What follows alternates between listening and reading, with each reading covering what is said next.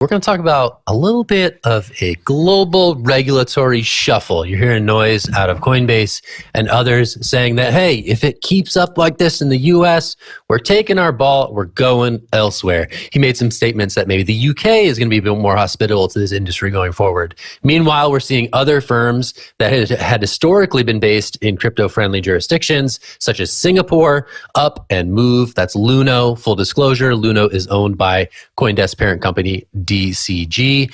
And you're just seeing this map sort of repaint itself. You got the UAE, you got Dubai stepping in saying, hey, we're going to accept crypto firms. We're going to license them a bit more rigorously than we had in the past. Obviously, Hong Kong has made similar steps earlier this year as well. So clearly what's happening in the US with the crypto crackdown in the wake of the FTX implosion is creating opportunity for other countries to come in and say, hey, set up shop here. We want you. And I think Coinbase and others are making that a bit more loudly known that they're seriously considering some of those offers. I'll toss it to Will. What do you see is going on here in this global shakeup? Yeah, let's go to the Coinbase story, which Brian Armstrong said in a tech summit talk that they are looking at possibly leaving the US. I think I'm going to call like a little BS on this because I think they would have gone down this path to go public, to build within the US, a heavily San Francisco-based team, if only just to relent when things start to get tough. I think they knew that this could be a possibility with their roadmap, right? So I think Binance and Coinbase are the two exchanges to look at in the circumstances. Binance chose to jump all over the world, jurisdiction hop as we call it, right? Wherever CZ is the headquarters of Binance. And they've done that for years now, and it's sort of worked. And really has actually worked extremely well because they're able to soak up all these users who want to use crypto applications. And they use Binance. They use Binance as their bank accounts all over the world. And they're not able to operate in some jurisdictions, but they're able to operate in a ton of jurisdictions to be able to soak up all these users. And now they're the largest exchange.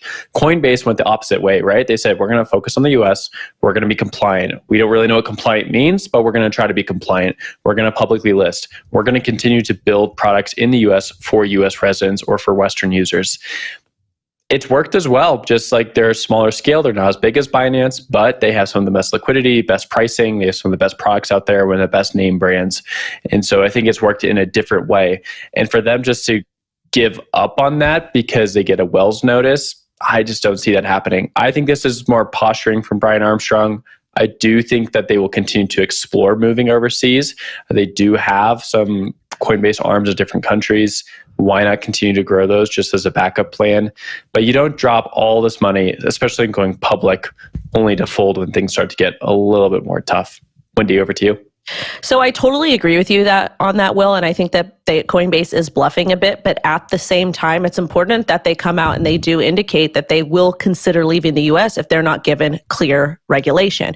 Coinbase does have a lot of ties with a lot of different government entities. I know that they worked with ICE in the past, and they've done a lot of those types, provided some, KYC, AML services, those types of things, and they're working with a lot of the protection agencies.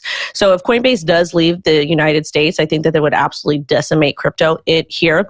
I was arguing with somebody on Twitter about, they said we don't need Coinbase, we don't need any centralized exchanges. But in fact, I believe that most Americans are not tech savvy. They don't have a STEM background, and they wouldn't be very eager to get into the crypto markets, even to just play around with Bitcoin, just because people are not tech savvy, and using DeFi is still complex. So I agree with you, Will. I don't think Coinbase will leave, but I think it's important that they put it out there that they will consider it. And again, that is going to be putting pressure on a lot of these public servants to step up and tell the SEC and the other regulatory bodies, give us some sort of clarity, because this has gone on too long and it's absolutely ridiculous and an embarrassment.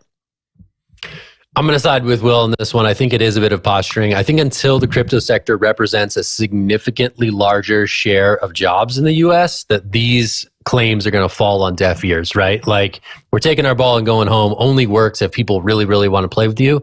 And it only works if you have a significant sort of job force that you can point to. Coinbase by no means is small, right? But still, this industry is small in terms of total employment share in the US. So it's going to be interesting to see if they have enough leverage to be like, well, we're not going to be here. It's going to be interesting to see if that's actually going to force the conversation or if it's just going to fall on deaf ears. I'm kind of inclined to think the latter, but I don't know. Wendy, what do you think? I just think that it has nothing to do with jobs because you can't create jobs in an industry that's not regulated or an industry that the public servants refuse to regulate because no one will hire in the U.S. for the most part. I think it does have to do with the partnerships and the types of services that Coinbase does provide to a lot of the public servants and to a lot of the regulatory industries, again, with ICE and then doing, having and being involved in the whole cybersecurity thing. Because if some type of bad money goes through Coinbase, that's how the U.S. government knows. I don't think the U.S. government is competent to do a lot of these the blockchain analytics on their own. Just my personal opinion, though. And it's a fair point, right? When the U.S. government sold that Bitcoin the other day, a few weeks ago, they used Coinbase to do that. So definitely likely. The one thing I'd bring up here is that a lot of Americans do hold crypto in some form or do have exposure to it. The last poll I saw, I think it was about a year old at this point, but it's around 17% of Americans hold crypto. So I think what Coinbase is really doing here is leaning into public sentiment. This is something that's only going to grow in importance, and Coinbase needs to be around. Coinbase is the most important product in crypto right now, arguably for at least U.S. residents. So let's make sure that we steward this correctly. I think that's their point. We'll see what happens with it, though, right? Every day there seems to be a different update.